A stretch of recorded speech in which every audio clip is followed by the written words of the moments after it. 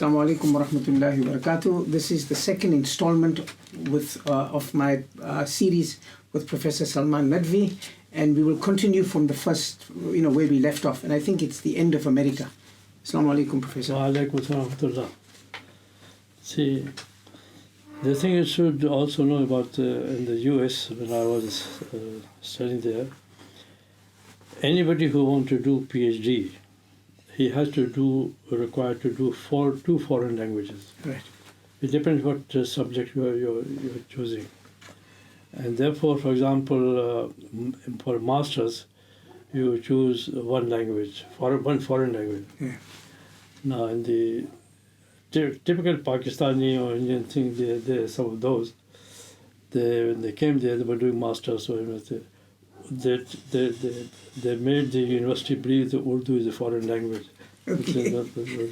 Anyway, as far as myself is concerned, I was doing PhD in Islamic studies, so I had to do two foreign languages, German and French.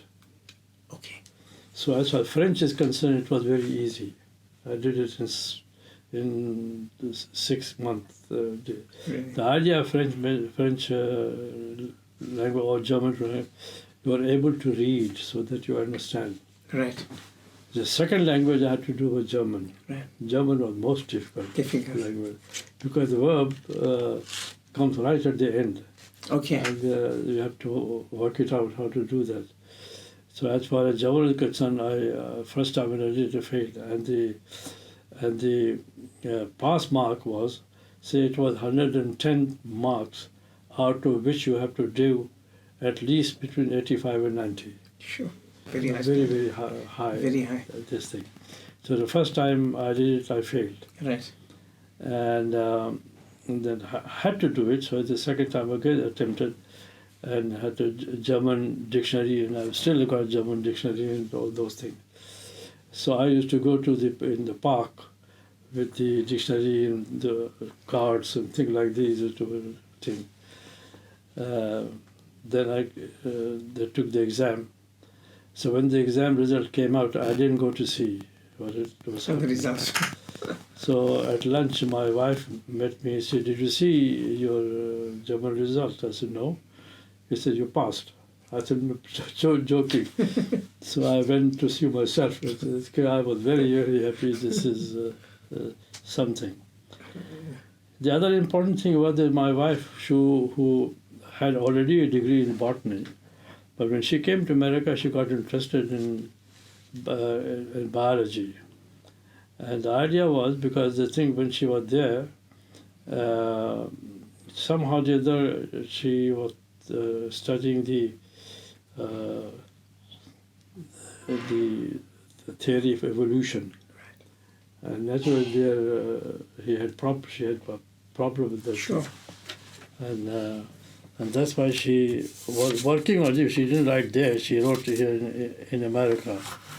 Okay, Darwinism on trial. So this is the one. This is the one.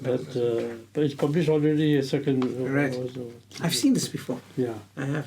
So anyway, so she was sitting there. She was working there at the same time, and so this kind was thinking.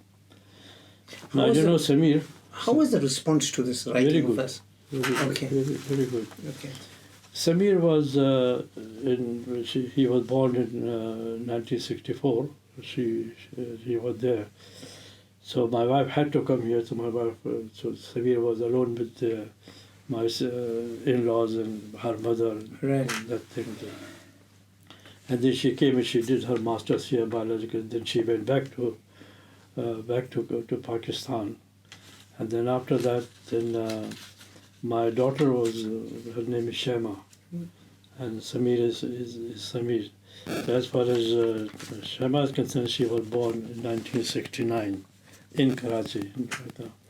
So my wife stayed there for a while, until about 6 months or something. Then she came away with both the children to join me at there.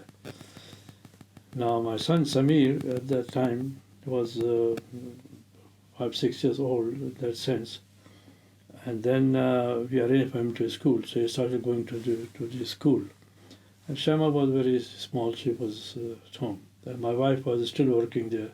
They had a very good arrangement of looking after the children. So in this way, she was free to study and do whatever she wanted, that kind of thing. And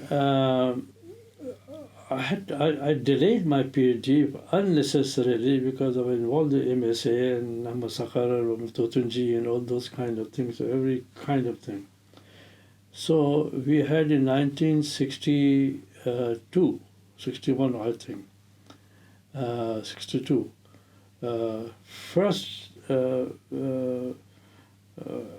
get together of the MSA in the state of Indiana near Chicago kind of thing.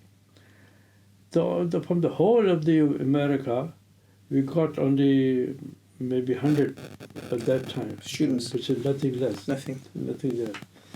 But anyway, so we got involvement in the MSA, so I had to delay my degree so much. And finally, in 1972, then finally I got my degree of a PhD with the two foreign languages. Now, where we were staying, where the university had arranged for an interesting thing you must understand, you must know. Our English is a typical British kind of English. Right. All the idioms and all those kinds of. American is a bilkul different thing altogether. Yeah. First time when I arrived in Chicago, the airport, and I had to go. I was going to the university. Right. The university where the hostel where they had arranged for me just for the night. I thought somebody will come to pick me up. So the thing is this: I'm hearing on the microphone, Mr. So and so being paged, Mr. So and so being paged. So I didn't know what they're talking about. I said, page means it's just ordinary paper. I didn't know what page means. Otherwise, simply please come or please you're called or something like that. That's my first page that happened there. Anyway, finally we arrived there. Now I had to be very careful because of the halal and haram and those kind of things there. Now in the hostel, for first few days I had to stay there, and the toilets had no door. Because the bathroom had no door, toilets had a door. Sorry. Okay. Toilets had a door, Bathroom had no door. Now I was staying in the hotel, so we used to. Now we are all. How do you go? Sure. Naked, exposed kind of thing. So we used to wake up about 3 o'clock in the morning or something to go and everyone is asleep. At that time, get bath. Yeah, some of the interesting thing will happen there. And then after I got my degree, what happened that we used to do before I got degree, and even after I got my degree, we used to have a weekly meeting of MSA. Right. And where we used to sit down and discuss and invite many of those Pakistani or Indians who were there as a Muslim, but not much involved into this. The other thing which you should know, which will introduce you to my incident or event with Elijah Muhammad. Yes. There was a black Muslim movement. They used to call also Islam. Nation of Islam. Huh? Nation of Islam. Yeah, just called that, but the point I'm making it Islam, they called it. Right. Nation of Islam. Right. This was a very, very well organized movement. His name was Elijah Muhammad. And Malcolm X was getting involved into that at that time. Yes, initially. And some other people. Sure. So where my flat was, where my road was, the next road was the house of Elijah Muhammad. Okay. In Chicago. It was there, but we didn't. Yeah. But what I used to see on the roads when I'm meeting people, they're going either by university or something like that. Very well dressed black Right. people, Right. young, old women. Women also well dressed, not exposed, Right. kind of thing. Very well dressed. And they, from our look, they used to recognize that I'm a Muslim. Right. So if I'm going this way and the man is coming from the other side and he sees me, he will mumble salam. Okay. So his idea was, their idea, one who says very quietly salam, that he doesn't know whether I'm a Muslim or a non-Muslim or a Hindu or whatever it is. Okay. His idea was, if I'm Muslim, I'll reply. Right. That's how it is.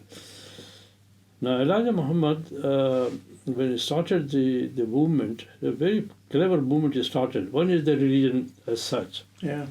The second thing what they did, because blacks in America at that time very, very under pressure, Oppression. riots and things, Yeah. lots of restrictions, sort of Yes. thing was still there in spite of being so open. Yes. So Elijah Muhammad has established a business center, and for them the department store, and for the to eat, like we have big Malls. mall, like a workshop or Right. pick and pay, and Sure. that kind of thing. So Right. people, blacks used to go there, and they didn't have the pork or any of the various. It was easy in that sense for us to do that. That's how we used to do that. And I used to often see this kind. We used to invite these people to us, to our function, that they were coming. What happened there, that their prayer, the namaz, was not namaz that like we make the namaz. Their namaz was to come and sit down in the chair, make the meditation, say something, whatever it is. So when these people used to come to our thing, we making namaz. So they used to get saying, how come they say Muslim and they are making namaz, and we say we are Muslim, we are not making namaz. So one or two of these people then came become proper Muslim. So one day, as my wife was there, my sister there, so one day we decided, because we were seeing every day kind of thing, so one day we decided to go and see Elijah Muhammad. Okay. To the next street. A friend of mine who was a professor of English in Indiana University, he was visiting us there. And so we said, let's go and meet him. So I went to the door where Elijah was staying, and I knocked at the door. A lady came. I said, we would like to meet Honorable, that's how you used to call Honorable Elijah Muhammad. Now, before I say this, we must understand what happened, that there was this man, boxer. Muhammad Ali. Muhammad Ali. Yeah. But Muhammad Ali had not disclosed that he is from the Elijah Muhammad movement. What do you call it? Nation of Islam. Islam. But he was Sure. involved with him. And he had the boxing match, and he won the match.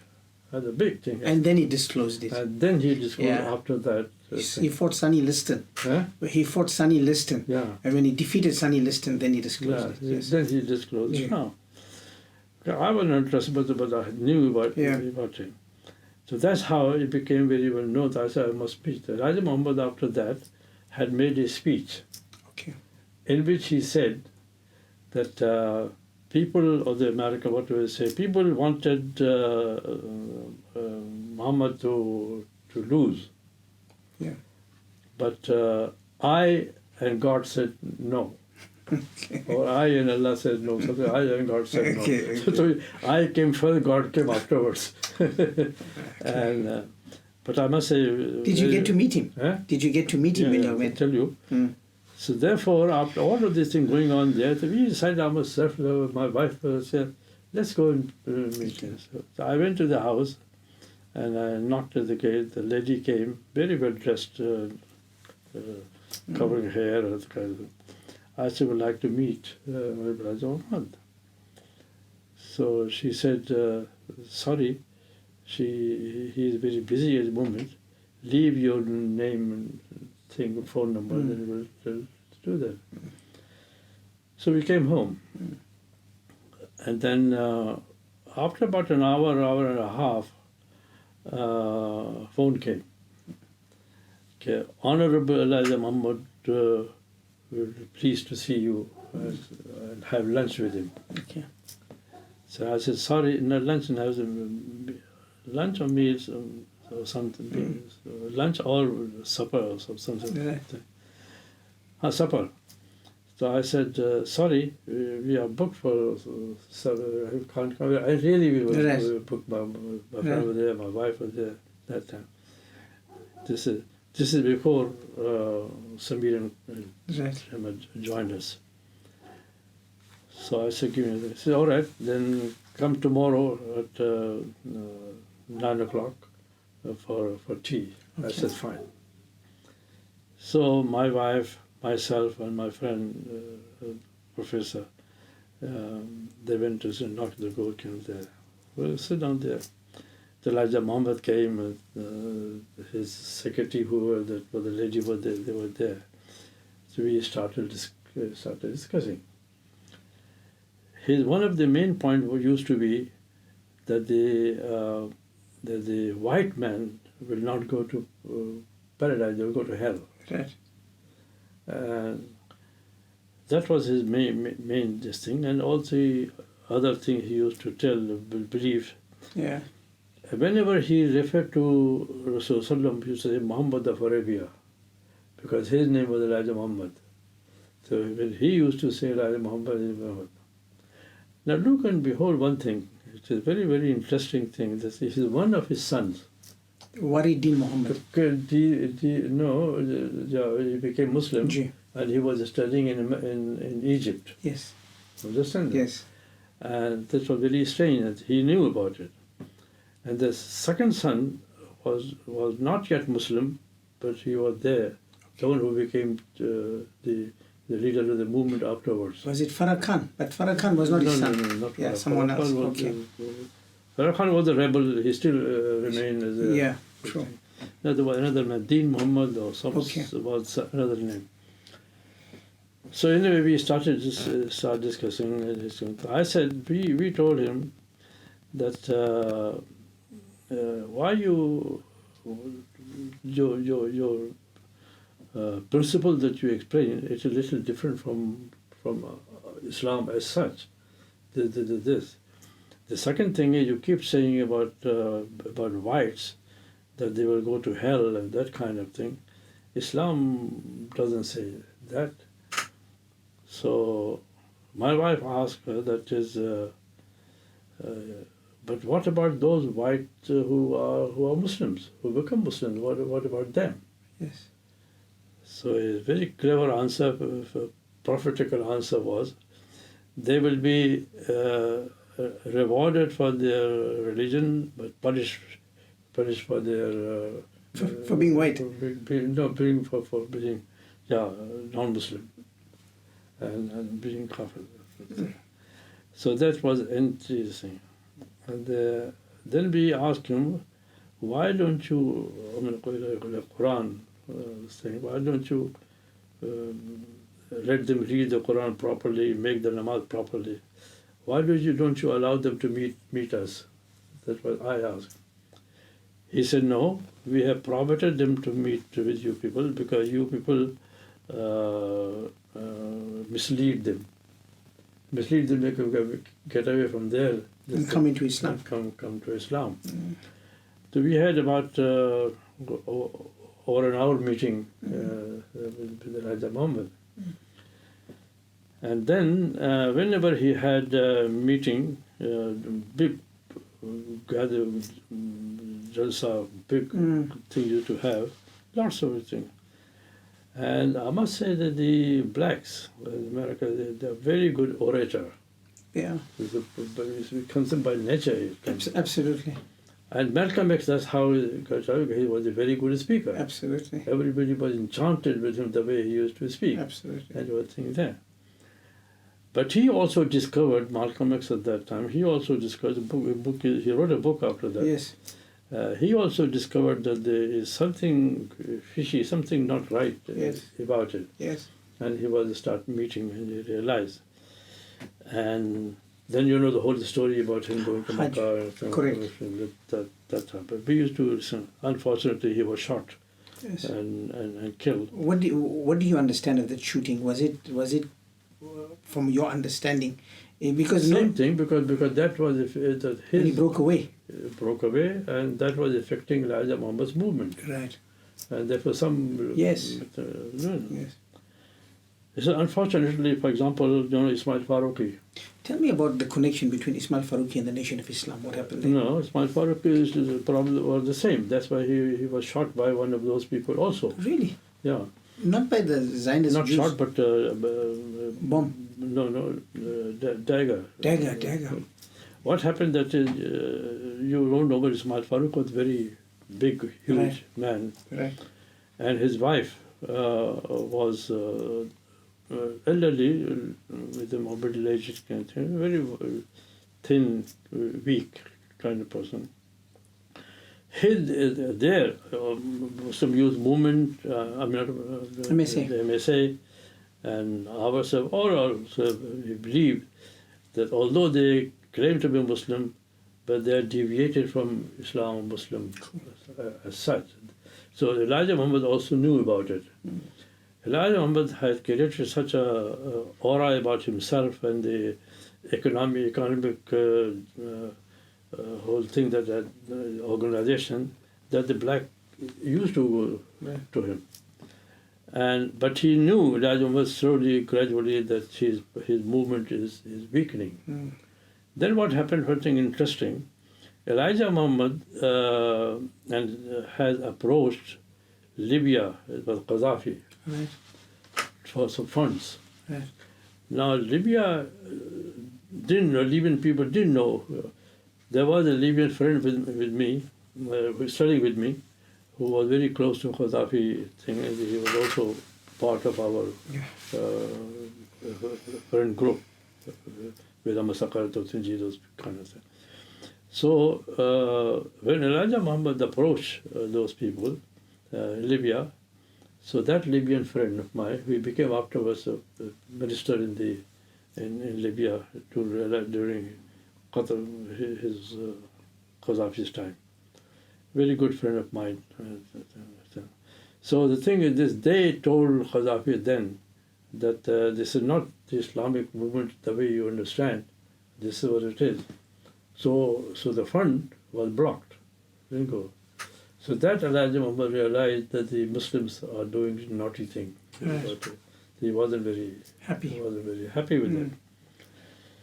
And therefore, the way it happened, so we knew that one of his sons.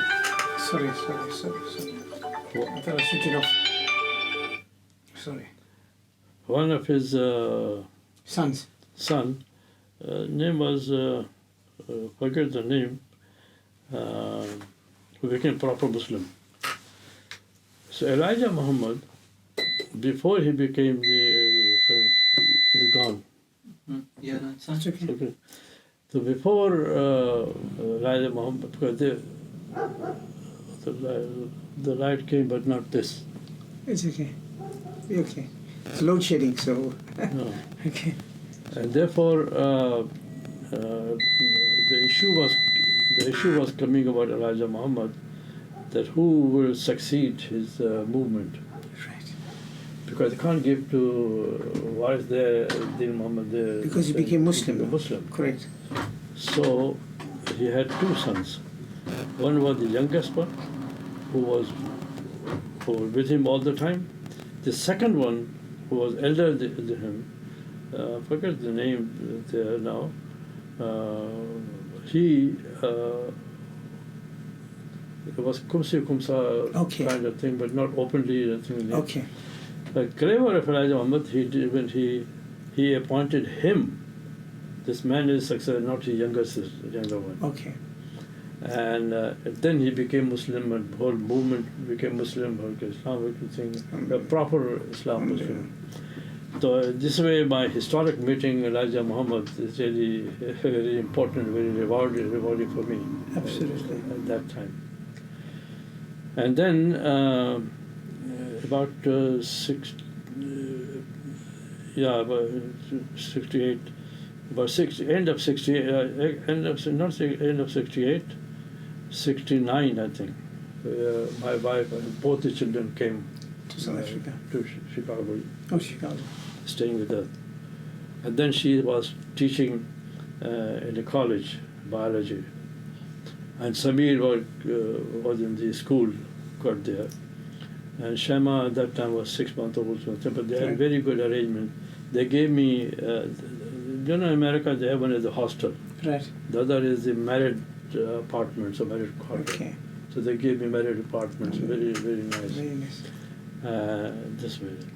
And therefore, Samir was studying his thing, and then for every week, Sunday, we had to take him for Islamic teaching, but that used to be about 30-40 miles away. Okay. So every Sunday or Saturday, they had function, we had to take him. Samir was, mashallah, doing very well, and but he was getting the American accent as usual. Mm. So mashallah, Mashallah. that was my end in the. Then 1973, as I told you, I was teaching at the University of Chicago after my degree. 72, Right. I was doing in 72. I was as a fellow of the Center of Middle Eastern Studies. Right. There was this Chicago. This is where then I was teaching. And then I was about to move in 73 to another university for fully fledged Islamic studies. But lo and behold, suddenly I got a letter from South Africa inviting me to come to, and this is the university would like you to appoint me as a professor Islamium. Now what had happened there that I know nothing about it. So Ismail Faruqi, a year ago, 2 years ago, he was there. Because Muslims here had the whole university, but not Islamia or Urdu or something. Right. Now the thing is this, they wanted to fully fledge this thing. But Salman Faruqi, when he came here, he saw the majority of the Muslims are Muslim from India and Pakistan, Indian Muslims as such. Right. And during the apartheid thing, one is the white, and then you had the colored, and then you had the Indians, and then you had the blacks. Yeah. So black was nowhere you could see the thing. You used to see them on the street this way, that way, Sure. but you by the bus. Sunset, you have to go back wherever you are there.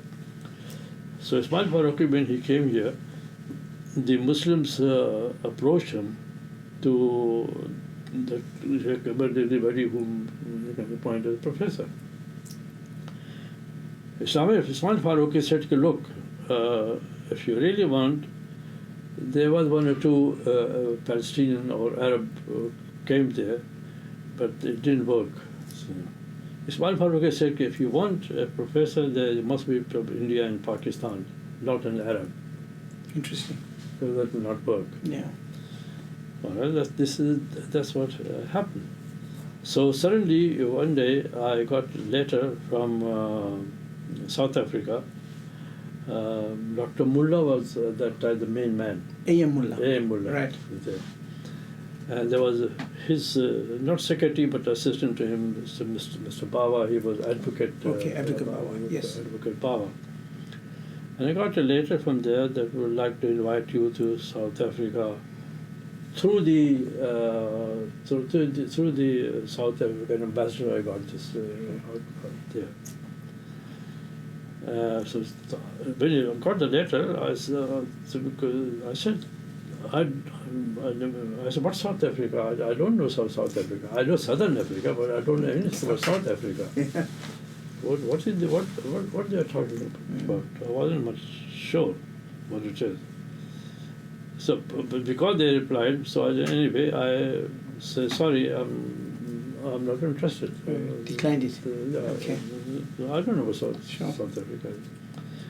So again they came back. So I didn't know who these people are and what language they speak. I can't speak this thing. What do I do? So again I said, no, I'm not much interested.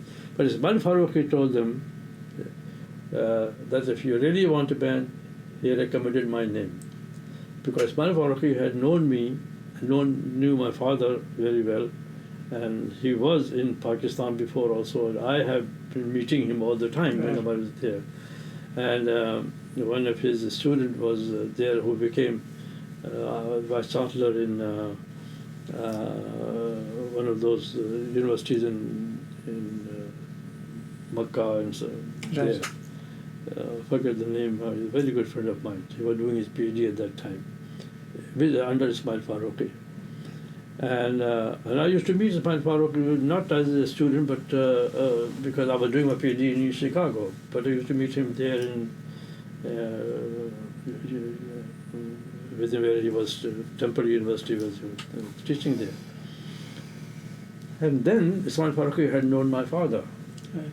So Ismail Farooqi told the Muslims here that the man you're looking for, this is the man you get him, try to get him as much thing there. Yes. They kept pushing. So finally, you see, you must appreciate, you must not appreciate, but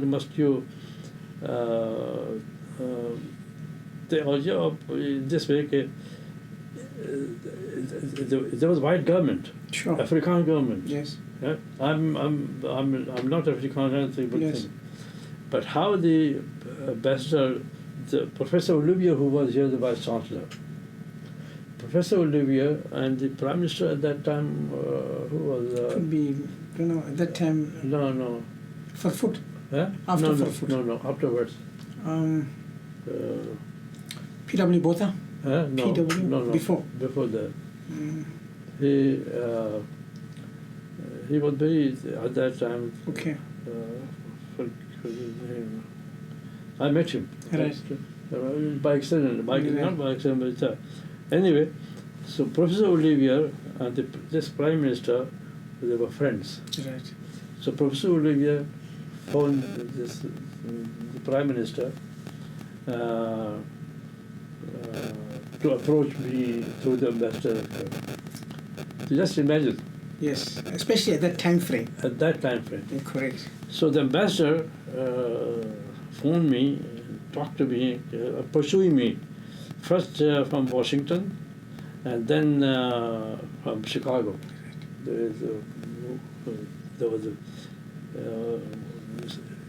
small office or whatever. Anyway, so he said, look, we are giving you a visa, visitor's visa. You know nothing about South Africa. You go to South Africa as a visitor and see what is happening there. If you like it, you stay. If you don't like it, you come back. That's fair. I said, why are you making a fuss about it? Let's go there. We are giving you a visa. Yeah. And also my travel and all that kind of thing. I said, well, look, it's fair enough. But at the same time, before I came here, my wife and I wanted to move back to South Pakistan. Right. So I had sent a note to Pakistan University of Karachi. The vice chancellor at that time was Dr. Mahmood Hussain, who was brother of Dr. Zakir Hussain, who was the president of India. Right. But Dr. Mahmood Hussain was a professor of history. And he and my father, friend, I had known him all the time, meetings him. So as soon as he got the letter, he didn't have to ask any question. He just appointed me as directly as associate professor, which is very thing, because even if you fresh PhD, you can't be, nobody will find a professor or associate professor. You have to start senior lecturer or whatever. Yes. So I got the nomination letter from there. So finally, in March 1973, Easter vacation, I decided to come. Okay. So my wife and children were still here in Chicago, and I came here. Now you will surprise, for example, what a treatment, what a thing I was given at that time. When I arrived here in Johannesburg, a white man was waiting for me and picked me up. Whatever, dum karke, finish, Yeah. let's go. Done. And then from there he brought me to the other section of the airport to go to Durban. Durban here, when I arrived there, the man was waiting for me, picked me. And from the university was Professor Oosthuizen. Right. He was professor of religion in University of Durban Westville, not Islam but Religion. Anyway, he was waiting there. Some Muslim, Dr. Mal, I think Dr. Dawood Mal. Okay. He was there waiting for me. That was quite a surprise. But anyway, that was my first exposure. That the airport was all white. And as you said, you must appreciate the time frame. Apartheid, high apartheid that time, you know. Yes. And here you have these Afrikaners Yeah. who give you this honor and wait for you, and you have to appreciate that. That was very something very Yeah. smooth kind. I hadn't known this thing. Anyway, they did it. Came here, and they took me from the airport right to Umzinto. Why Umzinto? That's what I'm telling you, exposure. Because I didn't know what language they speak or what kind of thing they took me Umzinto. Dr. Mal's cousin or brother or somebody was there. He's the one in whose house I stayed there. And while I was there, they asked me to get ready, and we have to go. What was that center that Didat used to have, Umzinto? Not the IPCI. Yeah, no, not there. But In Umzinto. I'm not sure. No, Umzinto became this. Oh yeah. As-Salam. As-Salam. Yes. So we have to go there. And they were all speaking English. See how getting involved in this kind of thing. Yeah. I said, "Bhai, I have just arrived here. I have just from America all the way coming here. I haven't had even a cup of tea. Yeah? Why are you pushing me to go to Umzinto?" Anyway, there was things. I had tea and thing, and I went there to Umzinto. As-Salam. Brahma. There, It's very isolated. Yep, sir. Yeah. There, I was flabbergasted. Because there the MYM was having Iqbal Day. In 1973, Easter thing at that time. Wow. He was having in Umzinto the thing, MIM, that's how I came to know first time in Muslim Youth Movement, that they're having Iqbal Day. And who else was there? I was getting shock after shock. Not knowing nothing about South Africa. Maulana, his name is Pakistan? from India. Fazlur Rahman Ansari? No, Rahman Ansari came here before of the, but they were there. He was a guest of this man, Musa Parak. So, Maulana, I forget the name, Okay. name might come up there. Okay. He was from India. Right. Then another professor came from Pakistan University. He was also there. And but this Maulana who came from India had known. They were a friend of my father. Right. So they had known him, and because of that, they know me Right. from that thing.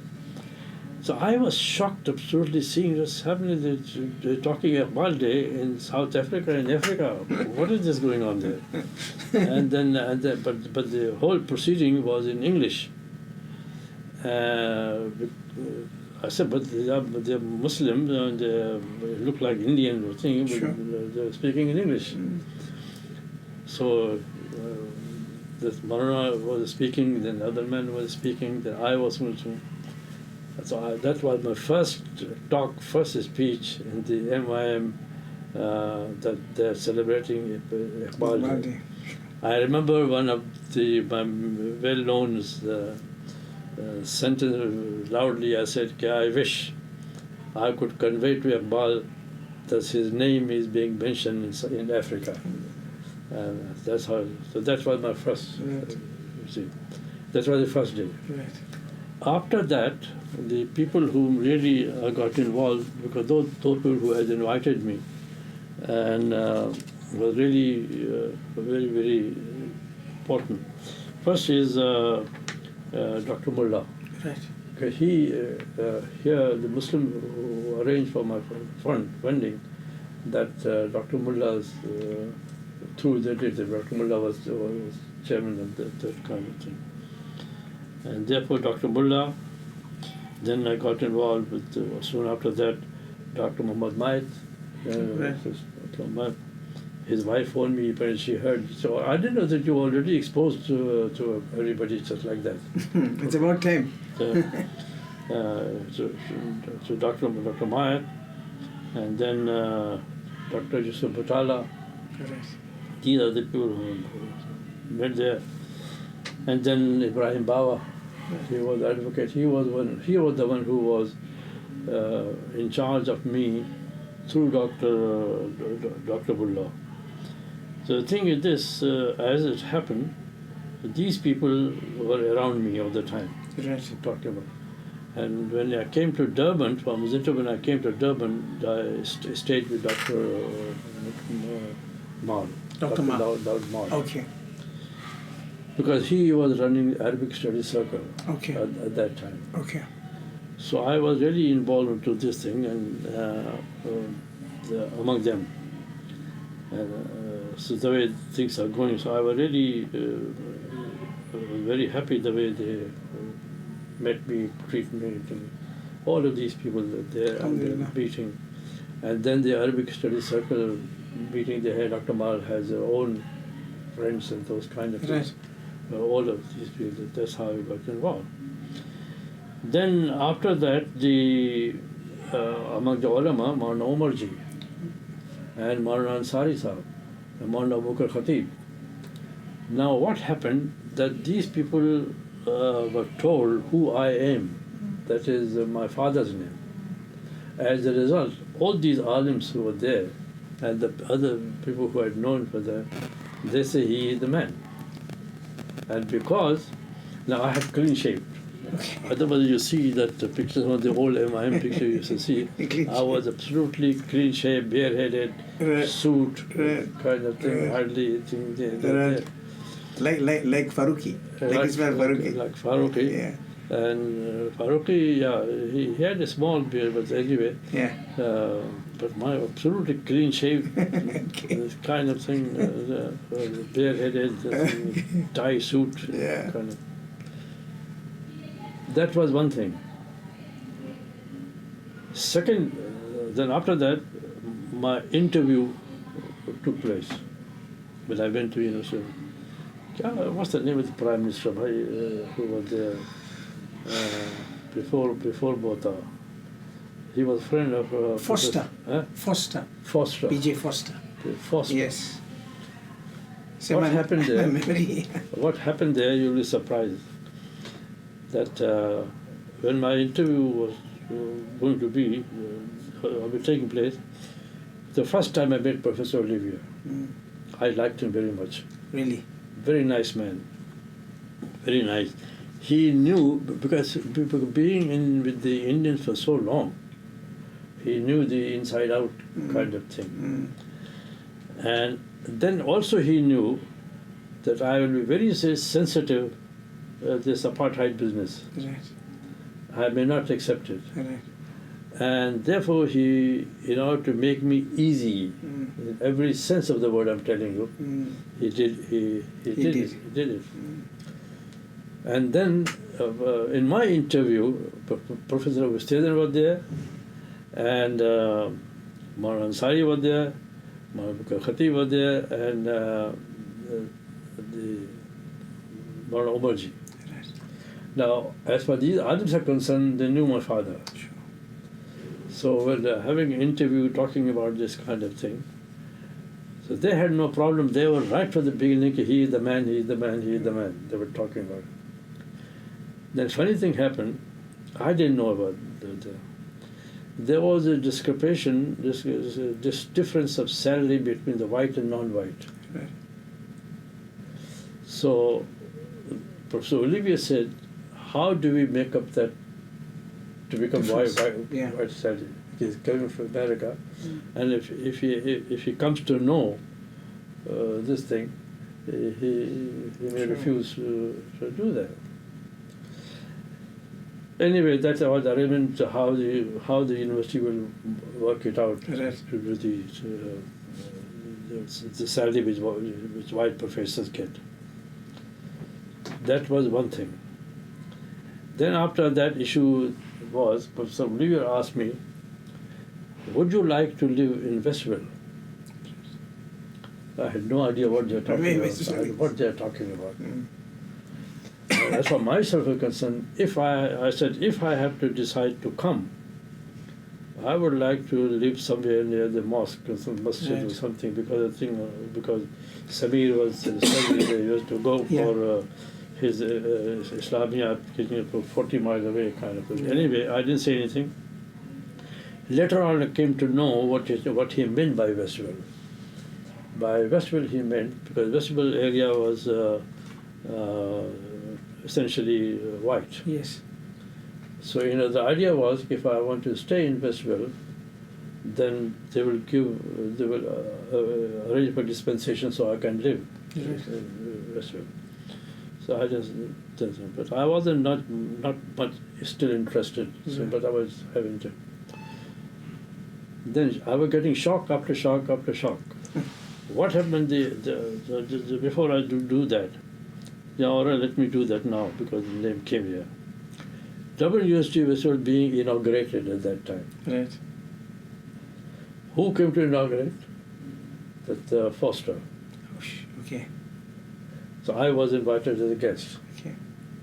So Professor Olivier introduced me to Foster, who I am, what it is. And how was that? How was that conversation with Very you? good. Really? Yeah. So as far as myself concerned, I had no hang up. That's right. All the That's time right. with the whites. That's the difference, right? In America. So I had no hang up. So Foster was very, very nice. Shook hands, just thinking, you are welcome, come the small talk kind of thing. That was my encounter with Foster and my exposure to a white man government kind of thing. Yeah. Then what happened after that? Another shock. I came to know that in Peter Masburg, they're going the Ijtima, Tabligh Ijtima. Another shock. And who is there? There's Maulana from Pakistan, whom I had known there. Maulana, I forget the name, it might come in mind there. And so anyway, it was Peter Masburg. This Maulana who came here,